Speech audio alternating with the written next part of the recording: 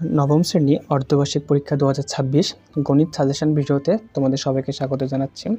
যেহেতু আমাদের পরীক্ষা খুব সামনে, সো আমরা গণিতের কিছু গুরুত্বপূর্ণ ম্যাথ নিয়ে আজকে আলোচনা করব, যেগুলো পড়ার মাধ্যমে আমরা পরীক্ষা খুব ভালো ফলাফল করতে পারবো।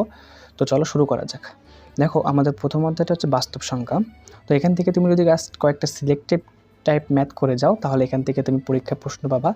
দেখো, 4 পৃষ্ঠায় আমার উদাহরণ 1, এই প্রশ্নটা করতে হবে যে √3 ও 4 এর মধ্যে দুইটা অমূলদ সংখ্যা নির্ণয় করো। এটা অনেক গুরুত্বপূর্ণ। এরপরে 4 পৃষ্ঠায় একটা প্রতিজ্ঞার প্রমাণ আছে, যে প্রমাণ করো যে √2 একটা অমূলদ সংখ্যা। এই প্রতিজ্ঞা প্রমাণটা তোমাদের পরীক্ষার জন্য একদম 100% ইম্পর্টেন্ট, সো এটা অবশ্যই করতে হবে।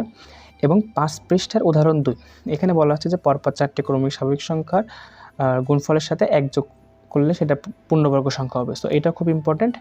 এবং অনুশীলনী 13 এবং 14, যেখানে হচ্ছে তোমার গুণ করা এবং ভাগ করা আছে, এগুলো ইম্পর্টেন্ট। অ্যান্ড লাস্টলি তোমরা 20 পৃষ্ঠার যে সৃজনশীল 5 আছে, সেই সৃজনশীল 5টা দেখবা। এখানে তোমার এই সৃজনশীলের মধ্যে তোমার যোগ করাটাও হয়ে যাবে, এবং সাথে n = 2m-1, যদি n স্কোয়ারকে তুমি যদি 8 দিয়ে ভাগ করো, তাহলে ভাগশেষে 1 থাকবে। এই টাইপ যে প্রশ্নটা দেখলেই তুমি প্রথম অধ্যায় থেকে পুরোপুরি অ্যান্সার করতে পারবা। তো এটা হচ্ছে প্রথম অধ্যায়ের জন্য পুরোপুরি সাজেশন। এরপর আসি, দেখো দ্বিতীয় অধ্যায়। দ্বিতীয় অধ্যায় হচ্ছে আমার সেট। তো সেট থেকেও সেম, সেট থেকে আরও অল্প কয়েকটা কোশ্চেন করলেই তুমি এখান থেকে অ্যান্সার করতে পারবা। এই সেটের জন্য আমার অধ্যায় আরও বেশি ছোট, গুরুত্বপূর্ণ প্রশ্নগুলো।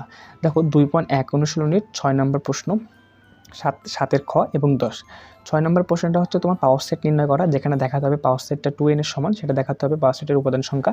এবং 7-এর খটা হচ্ছে ক্রমজোড় এবং সেটের উপাদান, পাওয়ার সেটের উপাদান সংখ্যা যে 2n কে সমর্থন করে। 2.1 এর জন্য এই দুটো প্রশ্ন খুব ইম্পর্টেন্ট। এবং 27 পৃষ্ঠার উদাহরণ 23, এখানে হচ্ছে তোমার ফাংশন সংক্রান্ত ম্যাথ আছে, সো এইটাও খুব দেখবা। অ্যান্ড 2.2 এর তোমাদের 6 নম্বর প্রশ্ন, 8 নম্বর প্রশ্ন, 10 এবং 13-এর ক। এবং এগুলোর মধ্যে 10 নম্বরটা এবং 13-এর ক নম্বরটা, এই দুটো কিন্তু খুব বেশি ইম্পর্টেন্ট। 10 নম্বরটা হচ্ছে তোমার অন্যায় ফাংশন তৈরি করা, এবং 13 ফাংশনের মান বের করা, এবং 13-এর কটা হচ্ছে তোমার ডোমেন ও রেঞ্জ বের করা। সো দ্বিতীয় অধ্যায় থেকে জাস্ট তুমি যদি ডোমেন বের করা, রেঞ্জ বের করা, এবং ফাংশনের ম্যাথ, এবং যদি পাওয়ার সেট, এই কয়েকটা জিনিস দেখে যাও, তাহলে 2 অধ্যায় থেকে তুমি অ্যান্সার করতে পারবা। এবং সাথে একটু তোমরা সেটের যে অপারেশন, অর্থাৎ ইউনিয়ন করা, ইন্টারসেকশন করা, তারপর হচ্ছে তোমার প্রাইম বের করা, এগুলো একটু দেখে যাবা, তাহলে তুমি দ্বিতীয় অধ্যায় থেকে পুরোপুরি অ্যান্সার করতে পারবা। এরপর আসে তৃতীয় অধ্যায়। তৃতীয় অধ্যায় হচ্ছে আমার বীজগণিতিক রাশি। এখানে দেখো, প্রথমে 47 পৃষ্ঠা উদাহরণ 8, এর একটা এবি টাইপ ম্যাথ এখান থেকে দেখবা। এবং 3.1 অনুশীলনের 5 নম্বর, 8 নম্বর, 10 ও 15 নম্বর। এখানে হচ্ছে 5 নম্বরটা হচ্ছে তোমার A4 সংক্রান্ত ম্যাথ, এবং 8 নম্বরটা এবি, এবং 10 নম্বরটা হচ্ছে তোমার A+B+C, তিনটা রাশির বর্গ। সো এই তিনটা 4টা অঙ্ক দেখলে 3.1 অনুশীলনী থেকে চলে আসবে কমন। এবং 52 পৃষ্ঠার যে উদাহরণ 16 আছে, এই উদাহরণ 16টা অনেক বেশি ইম্পর্টেন্ট, যে A = √3 + √2 হলে a³ + 1/3 এর মান। সো এই টাইপটা অনেক বেশি গুরুত্বপূর্ণ, 16 নম্বর প্রশ্ন। এবং সাধারণত তোমরা 17 নম্বর প্রশ্নও দেখবা, এখানে x5 + 1/x5 এর মান বের করার অঙ্ক আছে। আর 3.2 অনুশীলনের জন্য 8, 13-এর ক, 15, 16 এবং 17, এই প্রশ্নগুলো দেখলে 3.2 থেকে তুমি কমন পেতে পারবা। এবং এখানে দেখো 16 নম্বর প্রশ্নে যে দেখো, 13-এর ক নম্বর প্রশ্নে আছে A+B+C = যদি 0 হয়, তাহলে এই যে ম্যাথটা আছে, এই ম্যাথটা কিন্তু অনেক গুরুত্বপূর্ণ তোমাদের জন্য। আর 3.3 অনুশীলনটা হচ্ছে আমাদের উৎপাদকের বিশ্লেষণ। এখানে তোমরা 57 পৃষ্ঠার উদাহরণ 28 এবং কাজের কটা দেখবা। এটা তোমাদের পরীক্ষা, অর্ধবার্ষিক পরীক্ষা, স্কুলে পরীক্ষার জন্য অনেক গুরুত্বপূর্ণ। এবং 3.3 অনুশীলনের জন্য 5, 9, 11, 12, 23 ও 25, এই কটা অঙ্ক দেখলেই তুমি 3.3 থেকেও উৎপাদকের বিশ্লেষণ লিখতে পারবা। এরপর দেখো ষষ্ঠ অধ্যায়। ষষ্ঠ অধ্যায় হচ্ছে জ্যামিতি। যেহেতু আমার বীজগণিতের কাজ শেষ, এখন আমি জ্যামিতিতে আসি।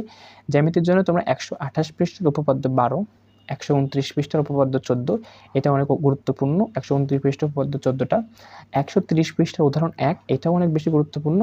131 পৃষ্ঠার উদাহরণ 2, এবং অনুশীলনীর 7 নম্বর প্রশ্ন, 8 নম্বর প্রশ্ন, 15 নম্বর প্রশ্ন।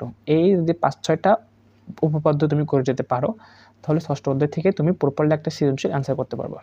এবং আমরা জানি 7 অধ্যায়টা হচ্ছে আমাদের ব্যবহারিক জ্যামিতি, মানে আমার সম্পাদ্য আছে এখানে। তো চলো 7 অধ্যায় থেকে যে গুরুত্বপূর্ণ জিনিস আছে সেগুলো দেখে নিই। 7 অধ্যায় থেকে আছে, দেখো 139 পৃষ্ঠা সম্পাদ্য 2, 140 পৃষ্ঠা সম্পাদ্য 3, এটা অনেক ইম্পর্টেন্ট। এখানে যে পরিসীমা দেওয়া থাকবে, সেখান থেকে ত্রিভুজ আঁকানো লাগবে, এটা অনেক গুরুত্বপূর্ণ। এবং 145 পৃষ্ঠার সম্পাদ্য 4, 146 পৃষ্ঠার সম্পাদ্য 5, 147 পৃষ্ঠার উদাহরণ 3, 148 পৃষ্ঠার উদাহরণ 4, এবং অনুশীলনী 10 এবং সৃজনশীল 5। এই 7-8টা ম্যাথ বা এই 7-8টা সম্পাদ্য দেখলেই তুমি 7 অধ্যায় থেকেও একটা সৃজনশীল আনসার করতে পারবা। তো যেহেতু আমাদের বীজগণিত, আমাদের জ্যামিতি শেষ, এরপর আছে আমাদের ত্রিকোণমিতি। দেখো ত্রিকোণমিতি থেকেও কিন্তু খুব সিলেক্টিভ টাইপ কিছু কোশ্চেন আছে, তাই না? দেখো 9.1-এর তুমি যদি উদাহরণ 5, 7, 8, 10 এবং 11 এই 5-6টা ম্যাথ তুমি যদি 9.1 থেকে দেখে যাও, তাহলে এখান থেকে তোমার প্রশ্ন চলে আসবে। এটার মধ্যে তোমার 10 নম্বর প্রশ্ন এবং 11 নম্বর প্রশ্ন একটু বেশি গুরুত্বপূর্ণ, এটা স্টার মার্ক করা।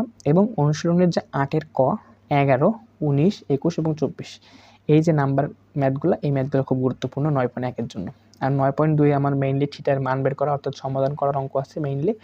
9.2-এর জন্য তোমরা দেখবে উদাহরণ 14 এবং অনুশীলনের 17 এবং 19 থেকে 23 এখানে যা সমাধান করার ম্যাথ আছে। তো প্রত্যেকটা ম্যাথ তোমরা একবার করে যাবা বা দেখে যাবা, তাহলে নবম অধ্যায় অর্থাৎ ত্রিকোণমিতি থেকে তুমি ফুললি কমন পাবা এবং অ্যান্সার করতে পারবে পরীক্ষায়। এরপর আছে আমাদের দেখো পরিসংখ্যান থেকে যেহেতু আমার 2টা কোশ্চেন মাস্টে আসবে, সো পরিসংখ্যান অধ্যায়টা কিন্তু আমাদের জন্য খুব গুরুত্বপূর্ণ। পরিসংখ্যানের জন্য তোমরা 338 পৃষ্ঠার উদাহরণ 12, 339 পৃষ্ঠার উদাহরণ 13 এবং অনুশীলনী 7 এই 3টা ম্যাথ করলেই তোমার পরিসংখ্যান থেকে অল টাইপ এখান থেকে কভার হয়ে যাবে। তো এর সাথেও তোমরা একটু সংক্ষিপ্ত পদ্ধতিতে গড় বের করা, মধ্যক নির্ণয় করা, প্রচুরক বের করা, অজীব রেখা, বহুভুজ এই টাইপগুলো একটু দেখে যাবা। তোমাদের পরীক্ষাতে 2টা সৃজনশীল থাকবে, একটা হয়তো সংক্ষিপ্ত পদ্ধতিতে গড় এবং অজীব রেখা অঙ্কন, আরেকটা হয়তো মধ্যক নির্ণয় ও বহুভুজ অঙ্কন। সো এই 4-5টা জিনিস দেখে গেলেই তুমি 17 অধ্যায় থেকেও 2টা কোশ্চেন লিখতে পারবা। সো ওভারঅল আমি যে সাজেশন বা যে ম্যাথগুলোর কথা তোমাদেরকে বললাম, তোমরা যদি একটু প্র্যাকটিস করে যাও, তাহলে তোমরা যে স্কুলের পড়ো না কেন, তোমাদের স্কুলের পরীক্ষায় তোমরা 100% এখান থেকে কমন করে এবং পরীক্ষায় খুব ভালো একটা ফলাফল করতে পারবা।